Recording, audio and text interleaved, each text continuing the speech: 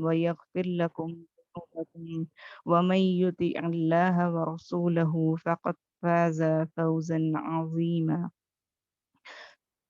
أما بعد فإن خير الحديث كتاب الله وخير الهدي هدي محمد صلى الله عليه وسلم وشر الأمور محدثاتها وكل محدثة بدعة وكل بدعة ضلالة وكل ضلالة في النار.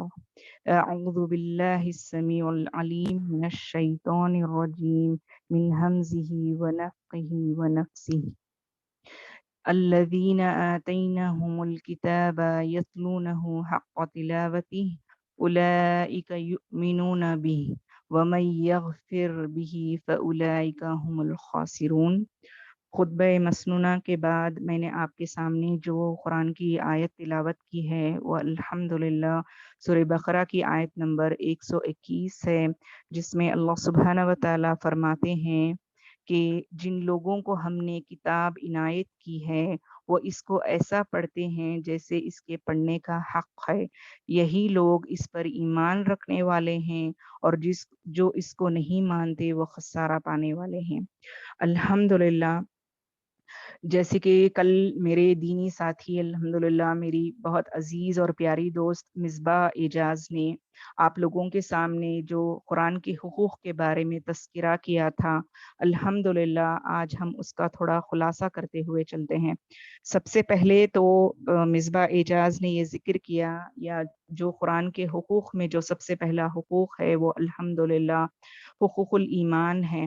تو الحمدللہ اللہ کے فضل و کرم سے ہم تمام اس بات سے متفق ہوں گے، آپ اور میں، کہ قرآن جو ہے وہ اللہ کا نزول شدہ کلام ہے، اور باقاعدگی کے طور پر میں اور آپ اس کلام پر ضرور بضرور ایمان لانے والوں میں سے ہیں الحمدللہ۔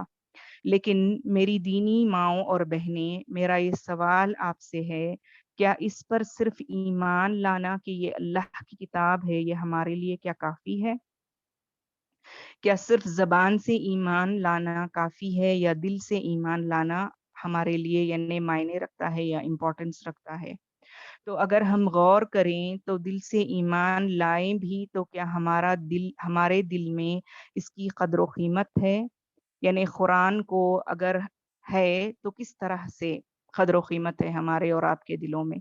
تو یہ بات بہت غور و فکر کرنے والی بات ہے کہ اگر ہماری زندگیوں میں قرآن کی قدر و قیمت ہے تو وہ صرف اس طرح سے ہے کہ ہم لوگ یہ قرآن کو کسی بہترین چنچی میں، یعنی جو چمکی پرنی یا زری کے کام والی چنچی ہوتی ہے، اس میں رکھ دینا، یا اس کو کسی اونچی دراز والی چیز پر یعنی باحفاظت اس کو رکھ دینا، یا جب کوئی قرآن کی تلاوت کرتا رہتا ہے تو اس کے آگے یعنی اگر کوئی پیر یعنی کنارہ ہو کر بھی اگر لمبا کر لے تو ہم اس کو ڈانٹتے ہیں یا اس کو یعنی اس سے پریشان ہو جاتے ہیں، یا شادیوں میں دہیز کے طور پر سب سے پہلے رسم و رواج کے نام پر اگر قرآن کو یعنی دولہے کے ہاتھ میں سالے کی طرف سے دیا جاتا ہے۔ تو قرآن کی قدر و قیمت ہماری زندگی میں اس طرح سے ہے، لیکن اصل اگر اہمیت اگر ہمیں سمجھے یہ چیز کو تو انشاءاللہ ہم جانیں گے کہ اللہ کا یہ کلام ہماری زندگیوں میں کتنا احترام والا کلام ہے۔ تو احترام کے لحاظ سے اگر اس کی اصلی اہمیت اگر ہماری زندگی میں ہونی ہے تو سب سے پہلے جب ہم قرآن پڑھنے کے لیے اٹھائیں تو ہم اس احساس کے ساتھ اٹھائیں کہ یہ جو قرآن ہمارے ہاتھ میں ہے یہ اللہ رب العزت کا کلام ہے، بہترین اور افضل کلام ہے، اور اس کا ایک ایک حرف یا ایک ایک لفظ جو آپ اور میں پڑھیں، اس بات کو یعنی سوچتے ہوئے یا اس بات کو ذہن میں رکھتے ہوئے پڑھیں کہ اللہ تعالیٰ کا کلام ہے اور یہ اللہ تعالیٰ کی باتیں ہیں۔ تو اس سے کیا ہوتا ہے الحمدللہ، جب انسان یہ تصور کرنے لگتا ہے کہ وہ اس کی بہت اہم چیز ہے، بہت قیمتی چیز ہے، اور رب کائنات کی عطا کردہ یہ انسان کو چیز ہے، تو اس کی قدر و قیمت ہماری زندگیوں میں کئی گنا زیادہ ہو جائے گی۔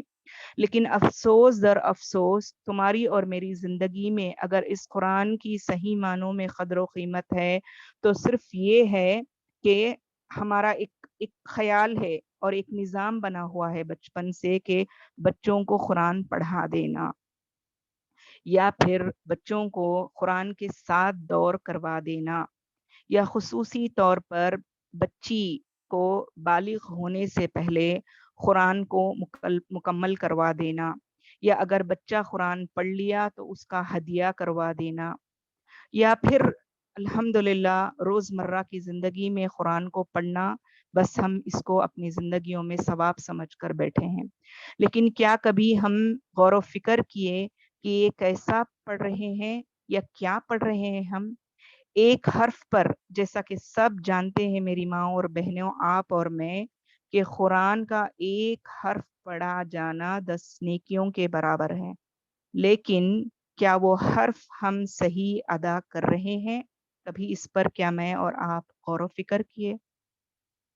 جس طرح ہیرے کی قیمت بہت زیادہ ہوتی ہے الحمدللہ، اسی طرح سے وہ ہیرے کو کیا کیا جاتا ہے، یا اگر کوئی ہیرے کا سیٹ ہے، کئی ساری خواتین کو یعنی ہیرے کی بہت جستجو رہتی ہے، بہت طلب رہتی ہے، بہت خواہش رہتی ہے، اور جس عورت کے پاس ہیرے کا زیور ہو تو وہ اپنے آپ کو بہت گرو اور فخر محسوس کرتی ہے، لیکن اس کی اہمیت کیا ہوتی ہے؟ کبھی یہ گلے میں سنور گیا یا کبھی تو یہ لاکر میں باحفاظت رکھ دیا گیا۔ تو آج ہماری زندگیوں میں قرآن کی اہمیت اور حالت اسی ہیرے کی طرح ہے، لیکن کبھی کیا پڑھتے ہوئے یہ کلام کو ہم سوچے کہ یہ اللہ کا کلام ہے اور ہم اسے اس کا حق ادا کرتے ہوئے پڑھنا ہے۔ حق ادا کرنے کے معنی میں کیا آتا ہے؟ جیسے قرآن کے حقوق ہم سیکھے کہ یہ حقوق الایمان، یعنی پھر اس کے بعد اس کو پڑھنا، اس کو سمجھنا، اس کو عمل کرنا اور اس کو دوسروں تک پہنچانا۔ اب 2 چیز ہماری زندگی میں الحمدللہ ہیں، ایک کیا؟ یہ اللہ کا کلام سمجھ کر اس پر ایمان لانا، دوسرا اس کو پڑھ لینا۔ لیکن یہاں پر آ کر ہم لوگ اٹک جاتے ہیں یا رک جاتے ہیں اپنی زندگیوں میں کہ کیا ہم قرآن صحیح طریقے سے پڑھ رہے ہیں؟ کیوں قرآن کو صحیح طریقے سے پڑھنا ضروری ہے؟ مثال کے طور پر سمجھنے کی کوشش کریں گے انشاءاللہ۔ میں زیادہ یعنی آج کی یہ درس میں قرآن کی آیتیں یا حدیث کو اس وجہ سے نہیں لے کر آ رہی ہوں کہ یہ عام زبان میں اگر آپ اور میں سمجھنے کی کوشش کریں گے کہ اس کی اہمیت کیا ہے تو یہ بہت یعنی زیادہ وضاحت رہتی ہے۔ یہ ایک اور وجہ میں نہیں خلاصہ کر رہی ہوں کہ کل الحمدللہ مصباح کے ذریعے سے قرآن کے بعض احادیث سے اور قرآن کے بعض آیتوں سے آپ کو اور مجھے الحمدللہ اس بات کا علم ہوا کہ قرآن ہماری زندگی میں پڑھنا کتنا معنی رکھتا ہے اور کتنے بڑے درجے کا حامل ہے الحمدللہ۔ تو میری بات کی وضاحت کرتے ہوئے میں آپ سے ایک بات کرنا چاہتی ہوں ایگزامپل کے طور پر۔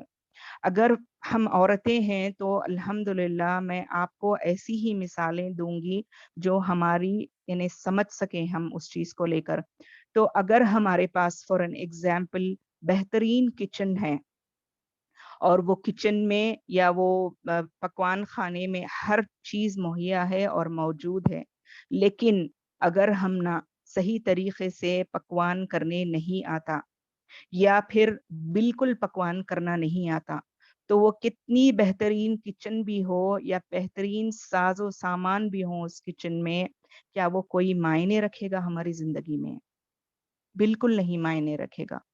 اسی طرح سے اگر اس ایگزامپل کو اگر ہمیں دوسرے طریقے سے سمجھنے کی کوشش کریں، اب سمجھو میں اور آپ بہترین کھانا یعنی پکوان کرنے والی عورتوں میں سے ہیں مثال کے طور پر، اور ہمیں اگر لے جا کر کسی کے گھر میں چھوڑ دیا جائے اور کہا جائے کہ آپ جائیں اور ان کی کچن میں کھانا بنائیں، تو یہ کیا ممکن ہے ہمارے لیے؟ اس کے باوجود کہ ہم کھانا بہترین انداز سے بنانے والے ہیں، ناممکن سی بات ہے نا، مشکل ہے نا آپ اور میرے لیے۔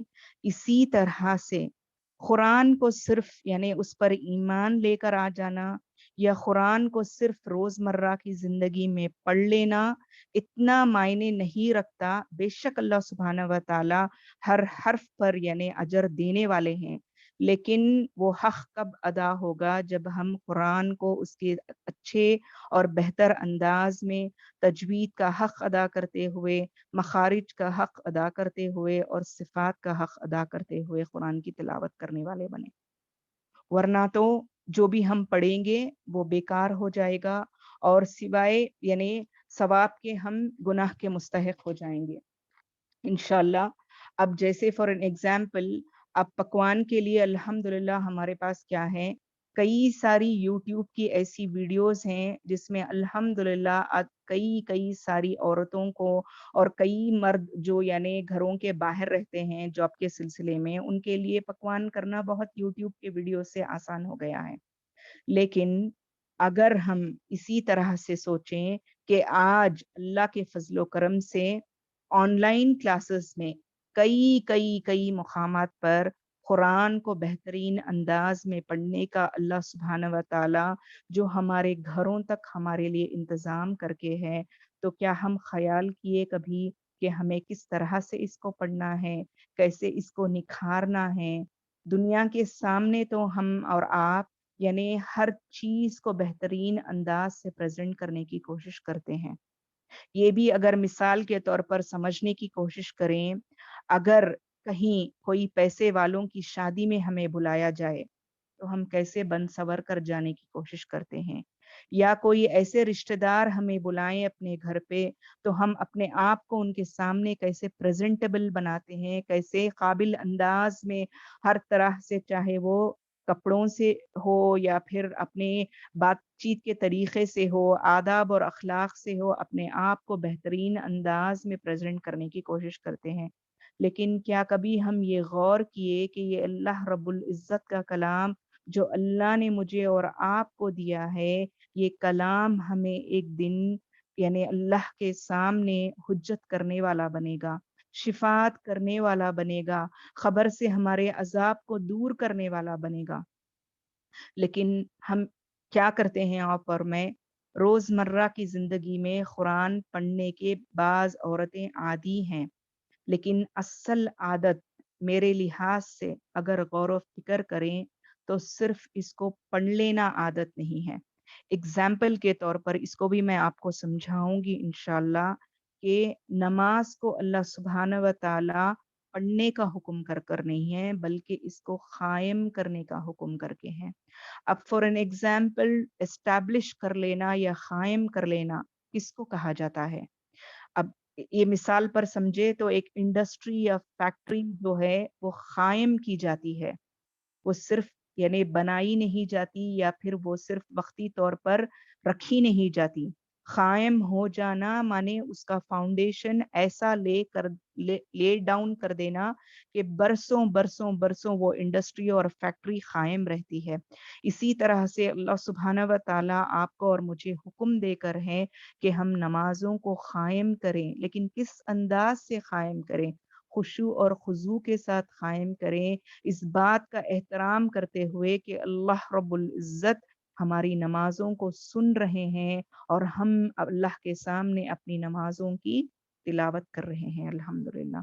تو اسی طرح سے یہ قرآن کو بھی ہمیں صرف اپنی زندگی میں پڑھنا روزمرہ کی عادت بنانا نہیں، بلکہ قرآن کو اپنی زندگی میں ایسے عمل میں لے کر آنا کہ ہمارے عادات میں، ہمارے اخلاق میں، ہمارے آداب میں یا زندگی کی ہر چیز میں لگے کہ قرآن عملی طور پر ہماری زندگیوں میں اتر گیا ہے۔ الحمدللہ، اس کو کہتے ہیں کہ قرآن کو اپنی زندگی میں عادت بنا لینا۔ لیکن آج کیا ہے؟ جو اللہ سبحانہ و تعالی تجوید کے ذریعے سے قرآن کو ہمارے سامنے نبی صلی اللہ علیہ وسلم کے اوپر نزول کر کو بھیجے، جو زبان کو یا جو منہ کو اللہ سبحانہ و تعالی آپ کے اور میرے مخارج کا ایک کیا بولتے سو ایک فاؤنڈیشن بنا کو بھیجے، جو زبان اور منہ سے مخارج کے الفاظ نکلنا یا مخارج کے حروف نکلنا، حرف تہجی نکلنا، آج افسوس در افسوس ہماری زبانوں سے اگر نکلتا ہے تو کیا نکلتا ہے؟ جھوٹ نکلتا ہے، غیبت نکلتی ہے، چغلی نکلتی ہے، گالی گلوچ نکلتی ہے، اور پتہ نہیں اتنا افسوس ہوتا ہے مجھے بولتے ہوئے بھی یہ بات کہ آج مسلمان ہر اخلاقی گراوٹ میں ہے تو مسلمان ہے آج۔ بہت افسوس کی بات ہے۔ کیوں ایسے ہو گیا ہماری زندگیوں میں؟ کیونکہ قرآن کو ہم نے صحیح طریقے سے نہ اپنایا، نہ اس کو صحیح طریقے سے اس کا حق ادا کرتے ہوئے پڑھنا سیکھا، نہ اس کو اپنی عملی زندگی میں لے کر آئے۔ اور انسان اپنی عملی زندگی میں قرآن کب لے کر آئے گا؟ جب وہ قرآن کو پڑھنے لگے گا، سمجھنے لگے گا، اس کے ایک ایک حرف پر مخرج کو ادا کرتے ہوئے ادا کرنے والا بنے گا، یا ایک ایک لفظ پر یعنی اس کے غور و فکر کرتے ہوئے اپنی زندگی میں سمجھنے والا، عمل کرنے والا اور دوسروں کو پہنچانے والا بن جائے گا۔ لیکن افسوس کیا معلوم، ہم نہ یہ بھی نہیں معلوم کہ ہمیں قرآن کس انداز سے پڑھنا، جبکہ اللہ سبحانہ و تعالی نبی صلی اللہ علیہ وسلم کے ذریعے سے ہم نہ کیا بول کہیں قرآن 3 انداز میں پڑھ سکتا ہے ایک انسان۔ سب سے پہلے تو تحقیق کے انداز میں، التحقیق کے انداز میں، یعنی بہت دھیرے سے، بہت آہستگی سے، سلولی جس کو بولتے ہیں انگلش میں، تو ایسے انداز میں پڑھے، لیکن وہ بھی انداز ایسا ہو کہ جس میں آپ تجوید کو ادا کرتے ہوئے پڑھیں۔ اور دوسری چیز جو ہے وہ الحدر ہے، یعنی قرآن کو فاسٹ پڑھنا لیکن تجوید کے انداز میں پڑھنا۔ اور تیسرا وہ ہے جو تدویر ہے، یعنی ایک درمیانی انداز کو اختیار کرنا، جس میں انسان ایک میڈیم پیس میں قرآن کو پڑھے لیکن یہاں پر بھی تجوید کو ادا کرتے ہوئے پڑھے۔ جیسے اللہ سبحانہ و تعالیٰ سورہ مزمل میں فرماتے ہیں وَرَتِّلِ الْقُرْآنَ تَرْتِيلًا، اور قرآن کو خوب ٹہر ٹہر کر پڑھا کریں۔ کیوں اللہ نے یہ کہا؟ کیا کبھی ہم نے غور کیا اس آیت پر؟ کیونکہ قرآن کو خوبصورت انداز میں اس کا حق ادا کرتے ہوئے پڑھنے کے لیے۔ اور مجھے یہ بتائیں آپ، الحمدللہ، شکر اللہ کا اور کرم اللہ کا کہ رمضان جیسا مبارک مہینہ اللہ سبحانہ و تعالیٰ آپ کو اور مجھے عطا کرے۔ لیکن رمضان میں ہماری ایک کیا جستجو رہتی ہے؟ بچپن سے میرا بھی یہی سوچ اور خیال تھا، اور کبھی میرا قرآن ختم نہیں ہوتا تو مجھے یعنی شرمندگی ہوتی کسی کے سامنے بولنے کے واسطے کہ میرا قرآن ایک دور بھی یعنی قرآن کا رمضان کے مہینے میں مکمل نہیں ہوا۔ لیکن مجھے آپ یہ بتائیں، کیا قرآن کو یعنی ایک بار یا 2 بار یا 3 بار رمضان میں مکمل کر لینا، یا رمضان کے علاوہ اوقات میں مکمل کر لینا ضروری ہے، چاہے وہ غلط ہی پڑھیں؟ اوکے؟ یا یہ ضروری ہے کہ ہم قرآن کو کم ہی پڑھیں، تھوڑا ہی پڑھیں، لیکن اس کو صحیح طریقے سے ادا کرتے ہوئے پڑھیں، صحیح طور پر پڑھنا سیکھتے ہوئے پڑھیں؟ تو کون سا ضروری ہے؟ آپ سوچیں اس بات کو، غور کریں اس بات کو۔ اب اس کو بھی میں ایک مثال سے سمجھاؤں گی آپ کے سامنے کہ بریانی بنانا ہم لوگ عورتیں الحمدللہ سیکھ کر ہیں، لیکن پھر بھی کیا کوشش کرتی، بریانی کو کتنا وقت دیتی ہمیں بنانے کے واسطے۔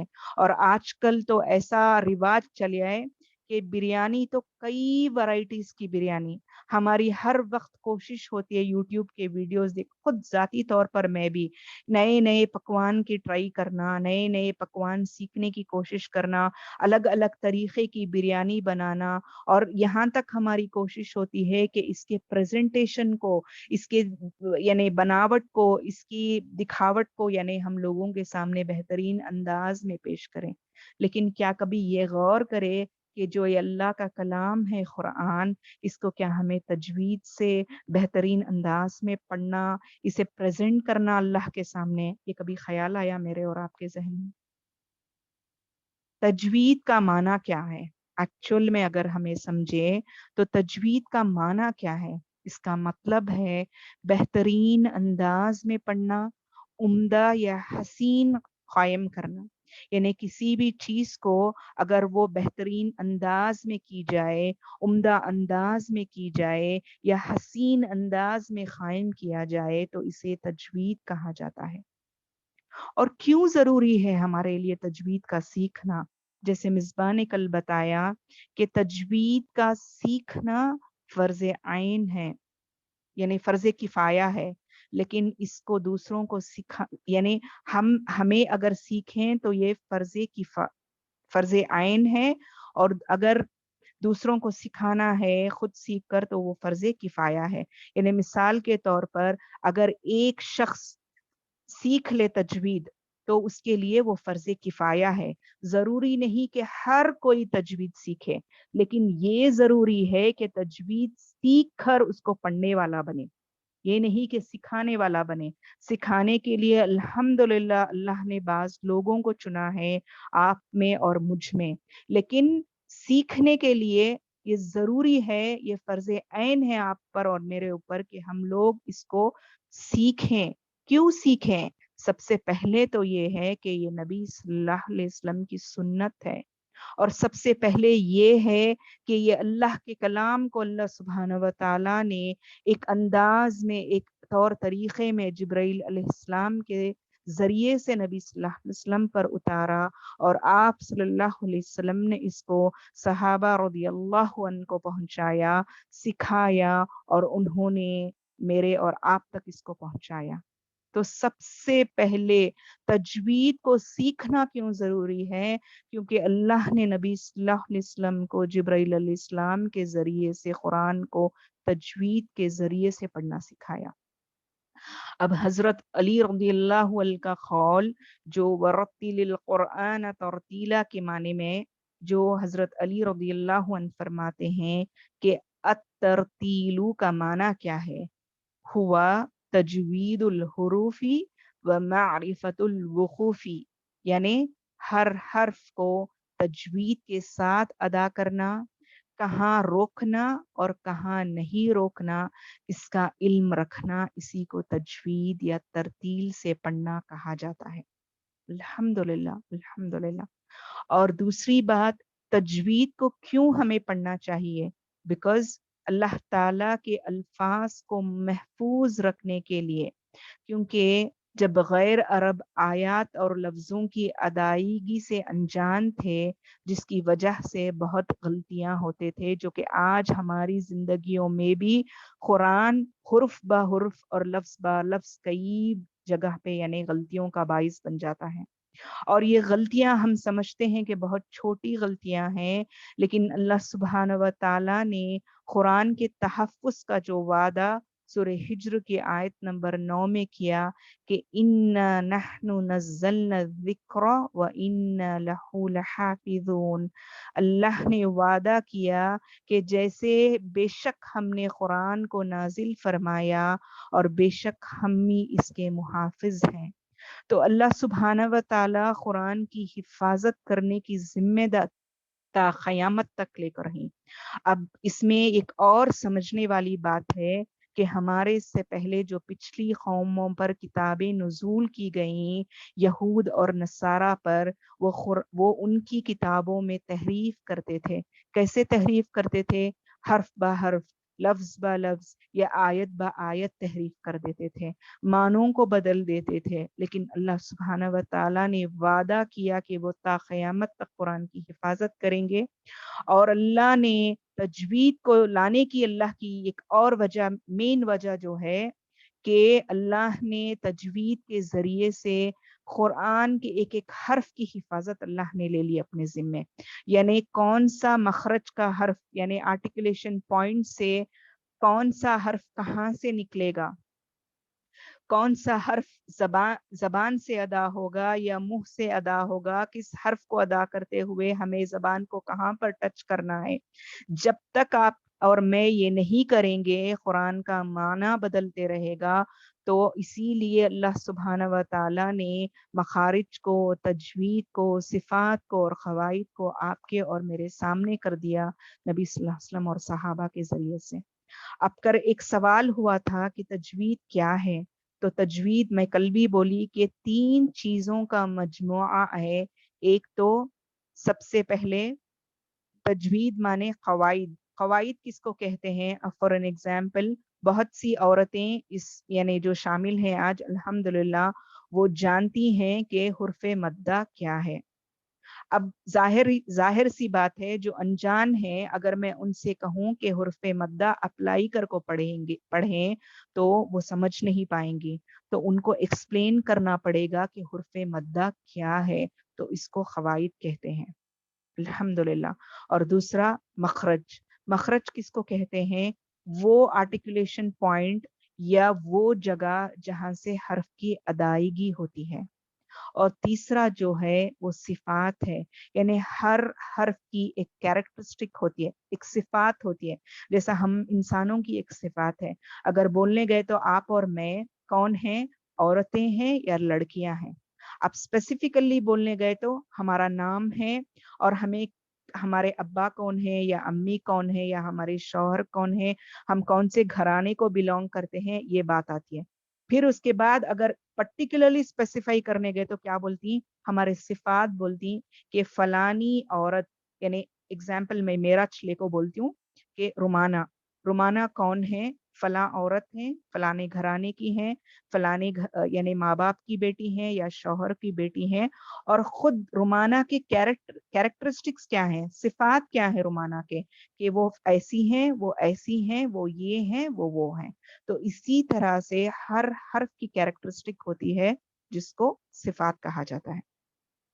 अब चलें आगे बढ़ें। अब हमारे जहनों में एक और बात क्या है मालूम आपके और मेरे, कि कुरान पढ़ना मुश्किल है, इसको समझना मुश्किल है, और हमें उम्र के ये दहाने पर ही कि अब हमारी या को जहन वीक होती चलेगी। अब हम ना पढ़ना समझना या सीखना बहुत मुश्किल है कर को बोल को। लेकिन मैं एक बात बोलूं, सबसे पहले अगर ये मुश्किल होता तो अल्लाह सुब्हाना व ताला आपको और मुझे चुन को आज ये दीनी महफिल में यहाँ जमा कर को नहीं बिठा को रहते।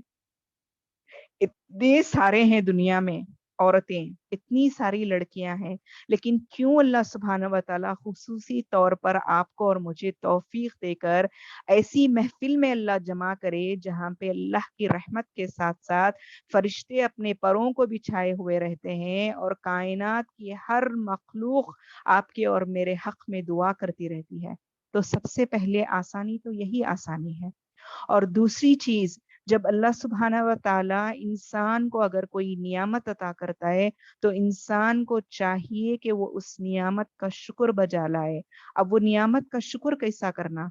सिर्फ जबानी तौर पर करना नहीं, बल्कि वो नियामत को अपनी जिंदगी में अमली तौर पर अपना कर उस पर सब्र करना, मेहनत करना, इस्तिकामत करना और दुआ करना।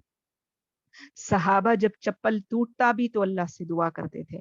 और अगर कुरान का पढ़ना मुश्किल होता तो मैं एक मिसाल देती हूँ आपको। अल्हम्दुलिल्लाह, सुबह की फजर की नमाज के बाद सऊदीया की एक टीम है, एक इंस्टीट्यूट है जहाँ पर बहुत माशाल्लाह बहुत इलमदार औरतें कुरान यानी सुनती, वर्ल्ड ओवर के स्टूडेंट्स को सुनती। और अल्हम्दुलिल्लाह ये अल्लाह का बहुत बड़ा करम और एहसान है कि मैं उसमें शामिल होती हूँ। सिर्फ आधा पेज सुना जाता है या 2 आयतें सुनी जाती है, और आप यकीन नहीं करेंगे उसमें कंबोडिया की एक औरत जो 60 पर 6 साला हफ्सा करके हैं, इतना बेहतरीन अंदाज में कुरान को पढ़ते हैं, तजवीद को, मखारिज को और सिफात का ख्याल करते हुए मुझे रश्क होता है कि ऐ काश हमें उन औरतों में से होते, ऐ काश हमें एहसास करने वाले होते। लेकिन अब भी क्या, भी हमारा वक्त यानी बिगड़ को नहीं है। हम ना दुख और अफसोस क्या होता है कि जिंदगी के ये दहाने पर अल्लाह सुब्हाना व ताला हम ना हमें ये एहसास करे। लेकिन मैं बोलूं, शुक्र करो अल्लाह का, कम से कम अल्लाह आज तो हमने एहसास दिया, आज तो ये ख्याल दिया हमारे दिमाग में कि नहीं, हमें ये दीनी महफिलों में जुड़ना, कुरान को सीखने वाले बनना और इसे सही तरीके से पढ़ने वाले बनना कर कबूल को। तो मुश्किल जो है नी, ये शैतान की तरफ से इंसान को फरेब देने वाली की बात है। तो वो ज़हनों से अपने निकाल डालो। अगर मुश्किल होता तो नबी सल्लल्लाहु अलैहि वसल्लम को 40 साल की उम्र में अल्लाह सुब्हाना व तआला कुरान का नुज़ूल नहीं करते और 20 पर 3 साल तक ये सिलसिला जारी नहीं रहता। अगर मुश्किल होता तो अबू बकर सिद्दीक रदियल्लाहु अन्हु या उन जैसे कई सहाबा जो उम्र दराज थे ईमान लाने के बाद, तो अल्लाह सुब्हाना व तआला इनके हक में कुरान को सीखना या सिखाना आसान बना को नहीं रहते थे। जब अल्लाह बोलती कि कुरान आसान है, बंदों के लिए मैंने कुरान को आसान कर दिया है, तो अल्लाह की बात झूठी नहीं हो सकती। यह सिर्फ हमारे दिल और दिमाग का फितना और फितूर जो हमें ये चीज से रोकता सो। और एक बात मैं बोलूं, एक चीज आपके जहनों में बिठा लो कि ये मुश्किल और नामुमकिन की बात नहीं, اپنے دلوں سے نکال ڈالو یہ اللہ کے واسطے. ایک انگلش میں ایک کہاوت ہے, nothing is impossible for a ولنگ heart کہتی, یعنی انسان اگر کسی چیز کا پختہ عزم اور ارادہ کر لینی ہے تو اسے الحمدللہ سوائے اللہ کے کون بھی روک نہیں سکتا. اور زندگی کے جو مراحل سے آپ اور میں عورتوں ہونے کی وجہ سے گزر کو ہی نہیں, زندگی کا ہر رشتہ ہمیں بخوبی نبھانے کی کوشش کر کو ہی, ہر قدم قدم پر ہمیں کئی ساری مشکلات سے گھر کو ہی, گزر کو ہی, اور اس سے سنبھالتے ہوئے صبر کرتے ہوئے جا کر ہی ہماری زندگی میں.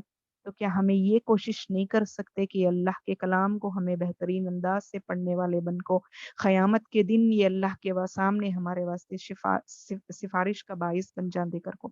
اس سے پہلے کیا ہمیں یہ نہیں کوشش کر سکتے اللہ تا زندگی ہمیں تیری گزار کو آئے لیکن تیری ایک کتاب ہمیں پڑھ کو تیرے سامنے نہیں آنے والے بنے.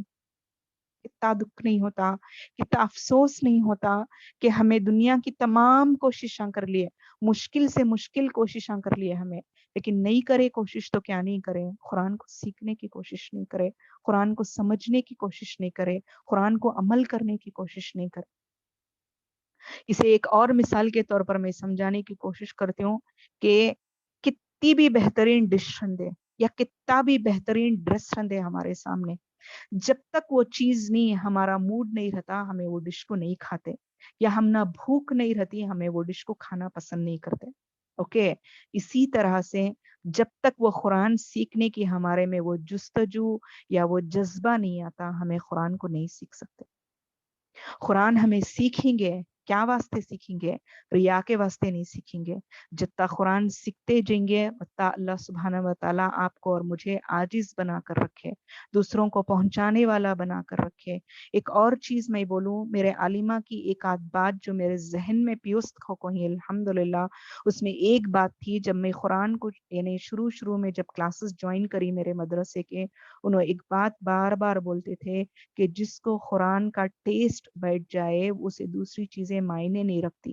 میں شروع میں سوچتی تھی کہ قرآن کا ٹیسٹ کیسا بیٹھ سکتا ہے زبان پر جبکہ کھانے کی غذائیات بیٹھ سکتے سب, لیکن آج مجھے سمجھ میں آتا ہے کہ وہ واقعیتاً وہ بات صحیح بات, جس کو قرآن کا چسکا لگ جائے, جس کو قرآن کی جستجو لگ جائے, جس کو قرآن سیکھنے کا شوق لگ جائے, اسے دوسرے دنیا کی چیزاں معنی نہیں رکھتے. رکاوٹیں آئیں گے, مشکلیں آئیں گے, شیطان کے وسوسے بھی ہوئیں گے, نفس روکیں گی تمہاری, ملامت کریں گی, نفس امارہ بہکائیں گی تم نہ, لیکن آج ایک ہی بات سے ہمیں اور آپ کو جڑنا ہے کہ نہیں, یہ سیکھنا ہمیں قرآن, چاہے کچھ بھی ہو جائے انشاءاللہ. کیا میں امید کر سکتی ہوں آج کے بعد کہ آج انشاءاللہ ہماری زندگی کی جو سوچ ہے وہ سوچ ہمیں بدلیں گے اس کے بعد, اور جتنا ہمارے سے کوشش ہو سکتا ہے ہمیں کوشش کریں گے انشاءاللہ کر قبول کو, یہ امید کر سکتی ہوں میں. عمر کا تقاضا بھی نہیں ہے نہ مصروفیات. اور ایک اور بات آپ سے میں ذکر کرتی ہوں کہ بار بار قدم پر اللہ سے دعا کرتے جو. کئی سارے مشکلات میری زندگی میں بھی آئے, کبھی ایسا رہتا میرا معاملہ کہ میں روڈ پر جب گاڑی چلاتے ہوئے کلاس کو جاتی تو ایسی حالت رہتی, ایسی کیفیت رہتی ٹینشن میں کہ میرے ذہن میں نہیں, میں گاڑی روڈ پر چلاتی رہتی, میرا ذہن کہیں اور پر رہتا, ڈر بھی ہوتا کہ کہاں میرا ایکسیڈنٹ ہو جاتا ہے کی کر کو. لیکن جیسا قرآن یعنی کلاس میں قدم رکھتی نہیں, تفسیر سنتی تو ایسا لگتا گویا آج اللہ میرے سے کلام کر رہی ہیں اور میرے یہ مسئلے کا حل اللہ مجھے سمجھا رہی ہیں. کو میں یہ بولوں آپ کو, میں بھی علمدار نہیں, میں بھی کیا بھی یعنی بہت اچھی طرح سے نہیں جانتی, کوشش میری بس جستجو ہے, اور اللہ آج آپ کے سامنے مجھے بٹھا کو ہے. انشاءاللہ آج ایک ارادے سے, ایک پختہ عزم سے ہمیں اٹھیں گے یہ محفل سے آپ اور میں, کہ آپ مجھے سکھانے والے بنو اور انشاءاللہ میں آپ کو سکھانے والے بنوں گی. ایک استاد نہیں, انہیں استاد ایک استاد کو ہے نہیں, اس کے جو شاگرد رہتے نہیں ان سے بہت کچھ سیکھنے کو ملتا ہے. میں بولوں گی کہ استاد ایک بہت بڑا اسٹوڈنٹ ہے, جیسا وہ سکھاتے جاتی نہیں, ان کے علم میں پختگی ہوتے جاتی ہے انشاءاللہ. تو یعنی تقریر بہت لمبی نہیں کرنا چاہتی, میں آپ لوگوں کو موقع بھی دینا چاہتی ہوں کہ آپ کچھ سوال اگر ہوں تو مجھ سے پوچھیں انشاءاللہ. تو میں اپنی بات یہاں پر ختم کرتی ہوں، اس امید کے ساتھ، اس ارادے کے ساتھ کہ اگلے ہفتے جو ہماری کلاسز شروع ہوں گی انشاءاللہ ہم اس کو بہترین انداز میں پڑھنے کی، سمجھنے کی اور تجوید کو یعنی سیکھتے ہوئے چلنے کی کوشش کریں گے انشاءاللہ۔ جزاک اللہ خیرن کثیرہ، مبینہ، مصباح اور جو بھی ہیں الحمدللہ مجھے موقع دینے کے واسطے آپ سب کے سامنے بات کرنے کے لیے اللہ کی شکر گزار ہوں اور آپ سب کی شکر گزار ہوں۔ السلام علیکم ورحمۃ اللہ وبرکاتہ۔